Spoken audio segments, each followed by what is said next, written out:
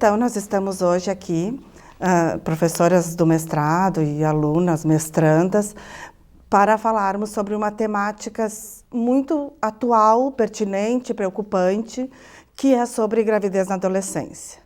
Nós temos observado que muitas estatísticas em alguns locais têm se mantido a mesma coisa, né? O mesmo índice estatístico de adolescentes que engravidam, e em outros locais essa incidência tem aumentado.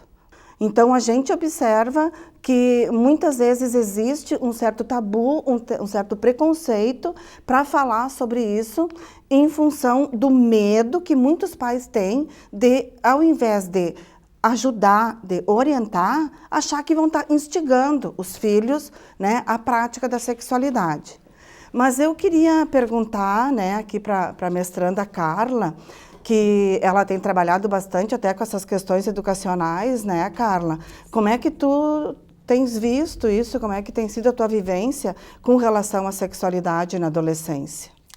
Então, bom dia, professora.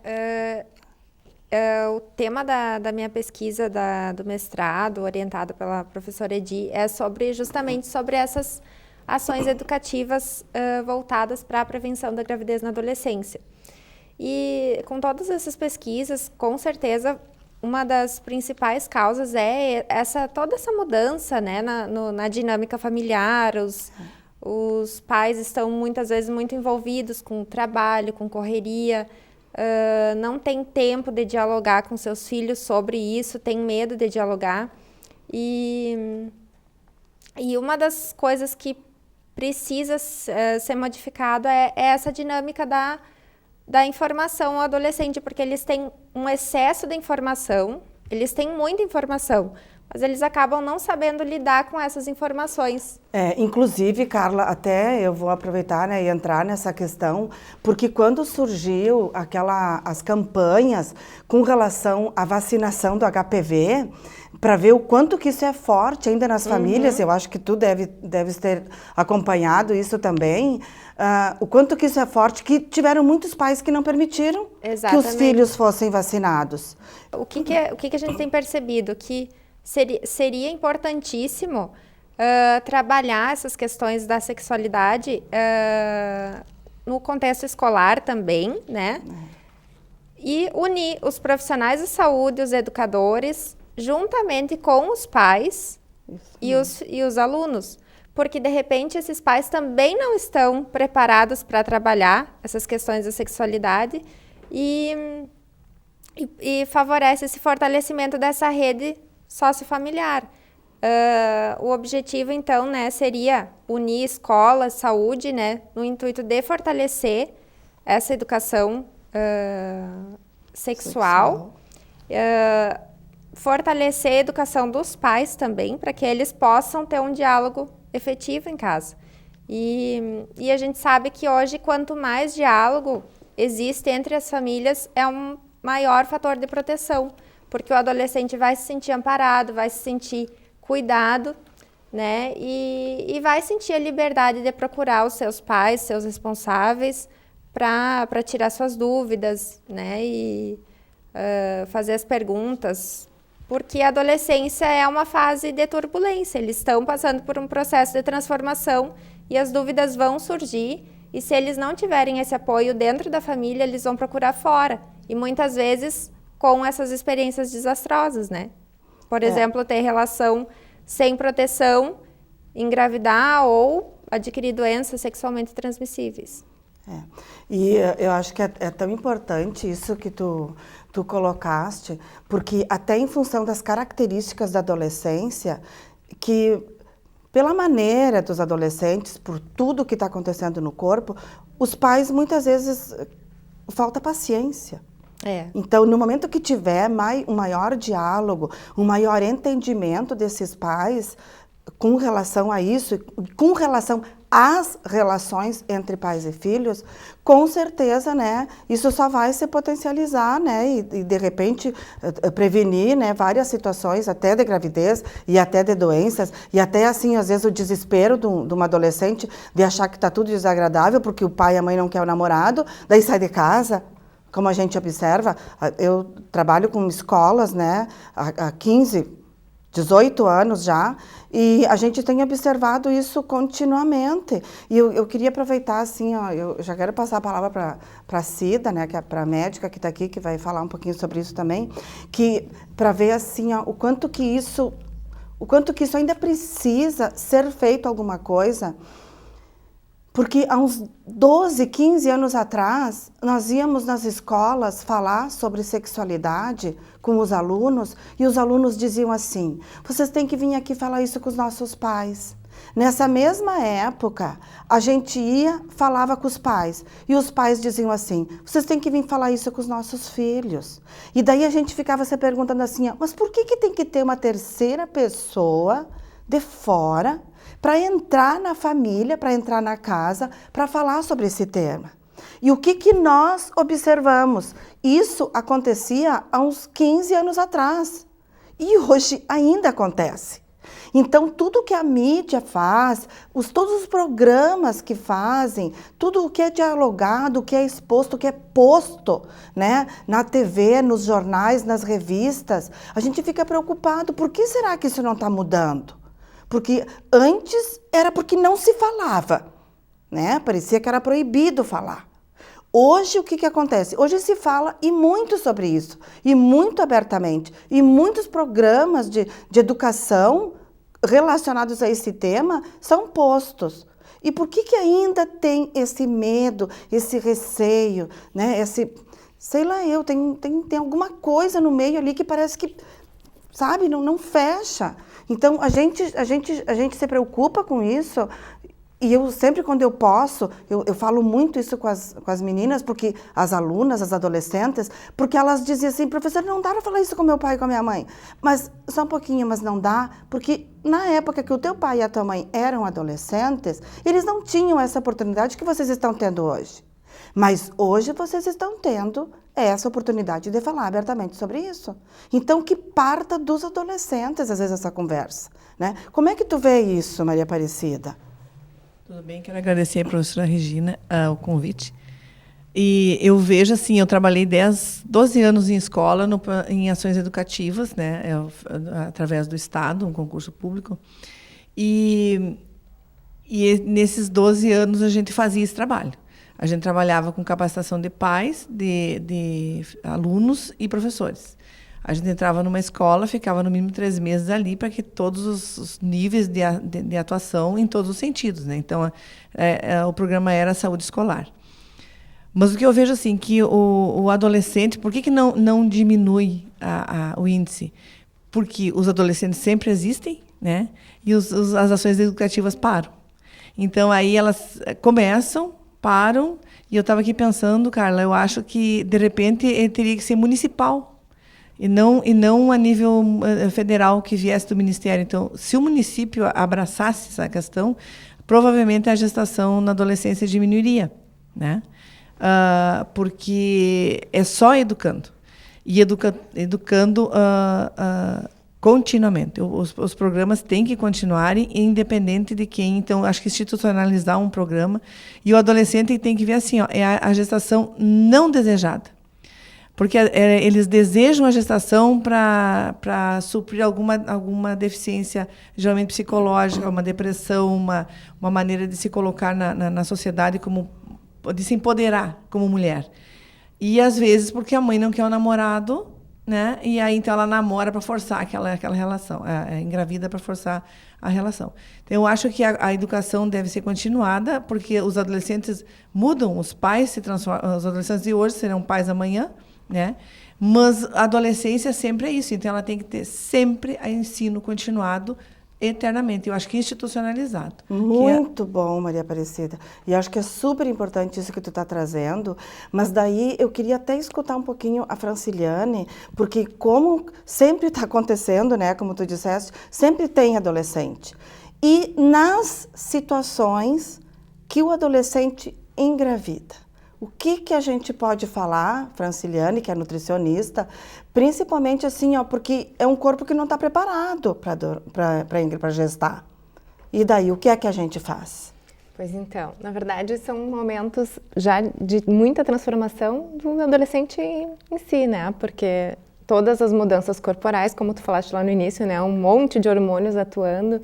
Então até a própria aceitação das mudanças corporais do corpo já são muito frequentes no adolescente, né? Que não está gestando. Agora, numa adolescente que está gestando, tem as transformações do seu corpo da adolescência e mais as transformações da gestação. Então, são duas mudanças muito grandes nesse período. E é claro que essas gestantes estão também, adolescentes estão em fase de crescimento.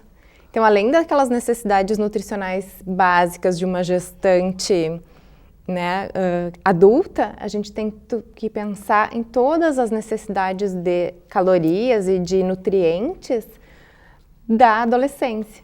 Então, quando nós pensamos, né, em fazer esse acompanhamento que deveria ser mais frequente nas adolescentes, né, esse pré-natal e o pré-natal nutricional junto, porque nas unidades básicas de saúde nem sempre tem um nutricionista presente para dar esse acompanhamento.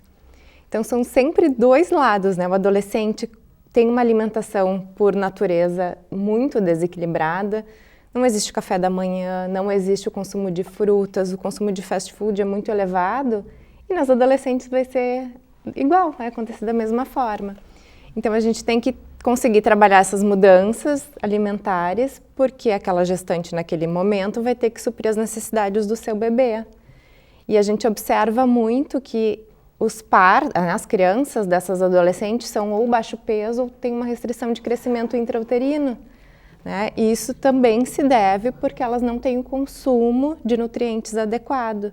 Até a prevalência de anemia nas adolescentes, né, nas grávidas adolescentes, é muito superior do que das próprias gestantes e dos próprios adolescentes. Então, essa deficiência, né, de vitaminas e minerais, né, nesse caso da anemia do ferro, e aí vem o ácido fólico, vem vitamina C, vitamina B12, uma série de vitaminas que vão interferir também para o crescimento e desenvolvimento saudável daquele feto, daquele bebê que vai nascer depois. Então, além de todos esses cuidados com a gestante na fase de crescimento, que precisa de muito mais cálcio porque está crescendo, que precisa de muito mais energia e de outros, né, nutrientes, ainda tem os cuidados para esse bebê nascer saudável. Isso mesmo. Olha que legal, né? Mas eu queria também passar a palavra para a enfermeira Roselaine, que trabalha, né, há muito tempo no Hospital Universitário, a nossa mestranda. O que tu diz sobre isso, Roselaine? Uma preocupação da sociedade é a respeito dos fatores de riscos, né, envolvidos na gravidez na adolescência. Por si só, já é uma gravidez de acompanhamento de alto risco, né, por vários fatores relacionados, né, já foram citados aí crescimento mais restrito, né, a prematuridade, a própria mortalidade materna, né, que são fatores assim de problemas mundiais. A própria Organização Mundial da Saúde faz uma ênfase muito grande nesses cuidados, né, que devem ser realizados tanto para o acompanhamento desta gestação de alto risco, quanto para esse recém-nascido que precisará de um apoio, de uma rede de apoio para auxiliar essa adolescente. Né, aí desenvolvendo as suas práticas e amadurecendo psicologicamente, né, e acompanhando também o crescimento desse recém-nascido. Pois é, olha que interessante. Então, muitas vezes, né, e às vezes até a família não se preocupa com isso. Ou até assim, se preocupa, mas não demonstra essa preocupação. Mas eu penso também com relação a isso, que é porque muitas vezes nós, da área da saúde, a gente tem contato com todas essas complicações, né, que a adolescente passa. Durante a gestação, pós-gestação, né, tudo o que pode acontecer. Então, em função disso que muitas vezes a família, assim, até pensa, agora está grávida, agora vamos fazer o quê? Agora vamos aceitar, né? Vamos cuidar do jeito que a gente pode. Mas é porque nunca vivenciaram muitas vezes, né? Nunca vivenciaram uma pós-gestação de uma adolescente, como, no caso, né, se chega né, até o término da situação, até com morte, que a gente vê o quanto que às vezes pode acontecer a mortalidade no adolescente no caso da gestação. Mas, Cida, e o que tu falaria sobre isso? Porque a gente sabe também que existe, né, uma resolução, parece, do Ministério da Saúde, que fala, que proíbe, né, o uso de anticoncepcionais, aqueles, os adesivos, né, os transdérmicos aqueles. E também a colocação de DIU, que não é permitido, né, com adolescente. Mas, por outro lado, a gente sabe que existem os anticoncepcionais, que podem, né, ser recomendados, né, na adolescência. Como é que tu vê essa situação, Cida? Eu vejo assim, ó, que o método anticoncepcional a gente faz com escolha da paciente, né? Então, aquelas adolescentes que têm um núcleo familiar bem formado, ou seja, ela tem o esposo, ela mora com o pai do filho, que ela convive, né, com ele, ela tem uma estrutura familiar. Essa é mais concentrada, ela é mais equilibrada. E aí... mas o difícil é aquela que não tem estrutura familiar. O pai, às vezes o namorado tem que guardar o anticoncepcional na carteira dele, então e aí o dia que não se encontra, ela não consegue tomar, então aí falha o anticoncepcional. E o que eu vejo muito, esse ano eu tive a oportunidade de fazer pré-natal na unidade onde eu trabalho, e eu vejo que o acesso é muito dificultoso para adolescente. E eu já trabalhei também num grupo que nós fizemos um projeto piloto na Secretaria de Santa Maria de Saúde, e onde a gente mudou o acesso, e dali 2 anos depois, aí terminou, né?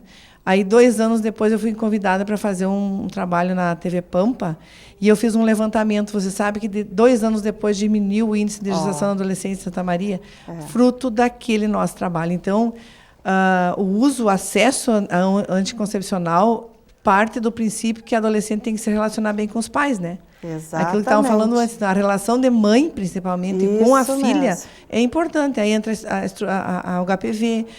O HPV não é não te autoriza a ter relação ou não, né? A vacina não te autoriza.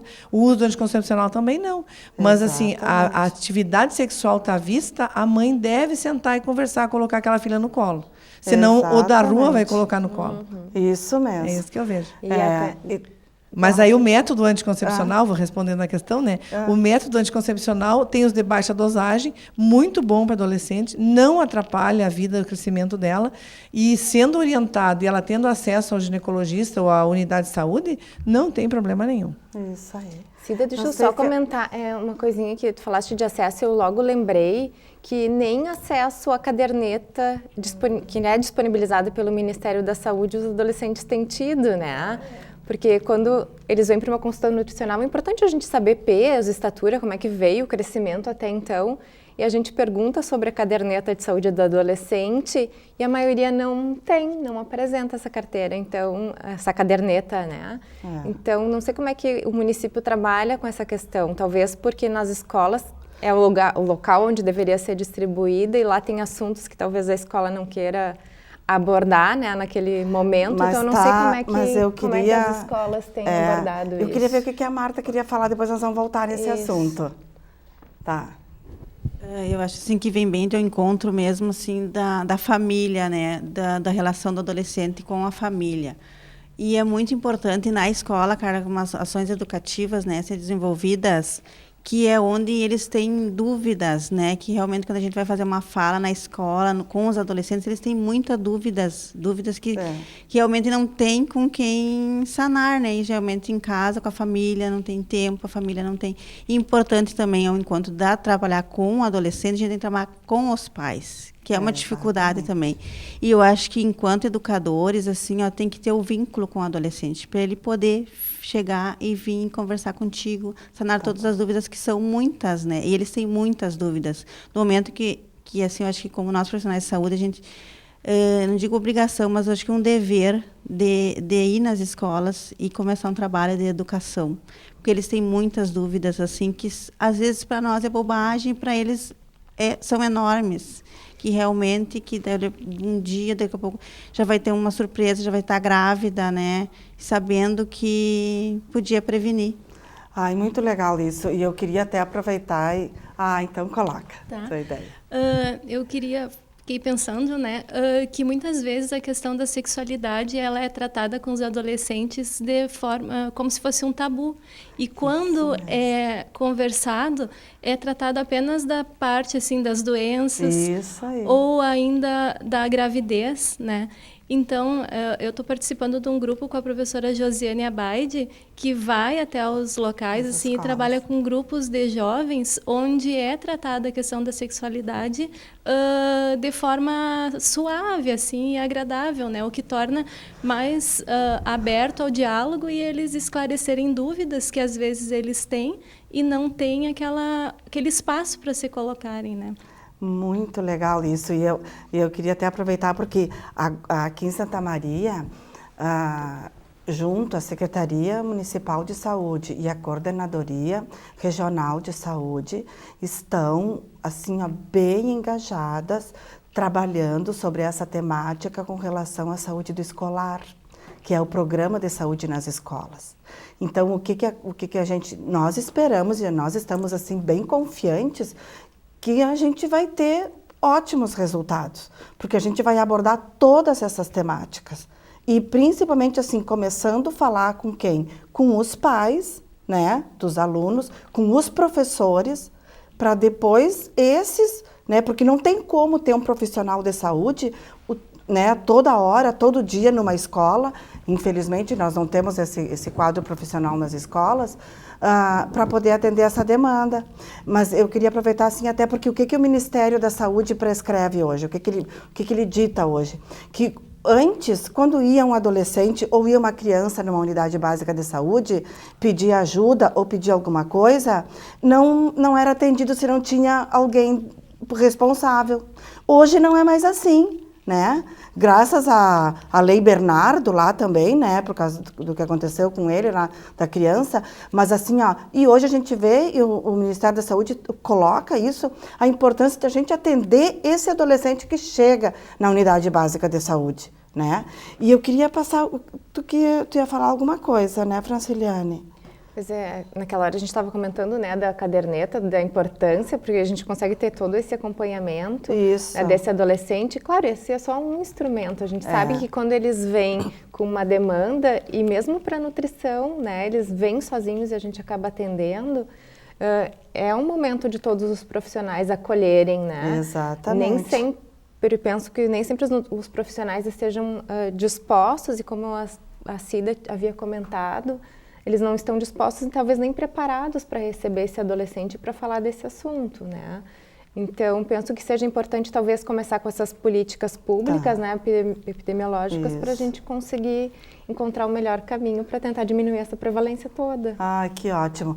Mas assim, nós temos pouco tempo, né? Já está terminando o nosso tempo. E eu queria ver se mais alguém de vocês tem algum recado para dar, né? Para a gente já encerrar o programa. A gente sabe que é um tema tão gostoso, né? E tão amplo. Mas vocês estão com a palavra, então... Obrigada, então. Eu quero comentar o seguinte, que no currículo das escolas existem temas transversais, né? Isso aí. E eu acho que o professor ele deve ser qualificado, capacitado, porque trabalhar nesse assunto em escola é muito complicado. Então, ele se empoderando mais, o professor se empoderando, ele trabalha isso no dia a dia dentro da sala de aula, no planejamento diário dele.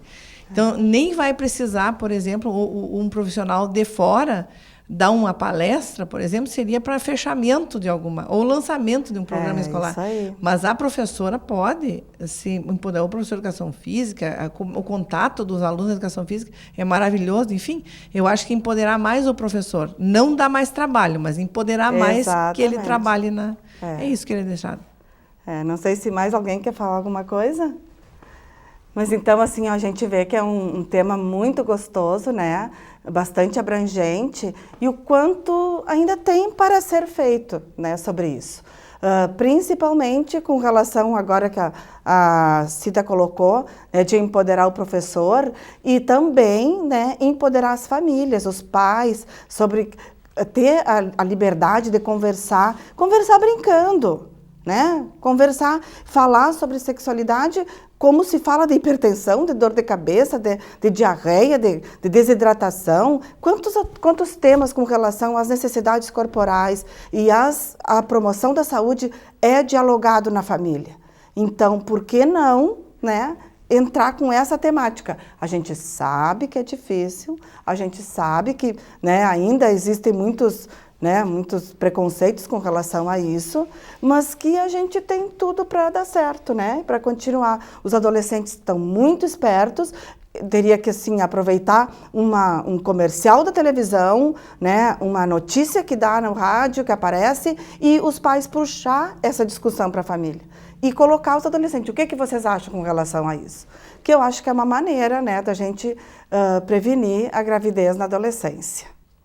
Bom, então, né, hoje o Saúde em Foco fica por aqui. Nós agradecemos a participação de vocês, né, das mestrandas, da doutora Franciliane, né, nutricionista, e até o próximo programa.